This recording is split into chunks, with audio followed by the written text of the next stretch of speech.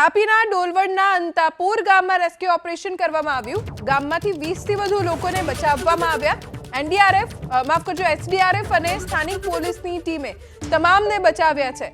બોટની મદદથી જાણે નદીના પ્રવાહમાંથી બહાર કાઢવામાં આવ્યા હોય એવી રીતે ગામમાંથી લોકોને બહાર કાઢવામાં આવ્યા, કેમ કે આખું ગામ પાણીમાં ડૂબી ગયું છે। નીચાણવાળા વિસ્તારોમાં આખા ઘર પાણીમાં ડૂબી ગયા છે અને ત્યાં રહેતા લોકોના જીવને જોખમ હોવાથી 20 થી વધુ લોકોને સ્થળાંતરિત કરવામાં આવ્યા। તેમને બોટની મદદથી સુરક્ષિત ખસેડવામાં આવ્યા છે।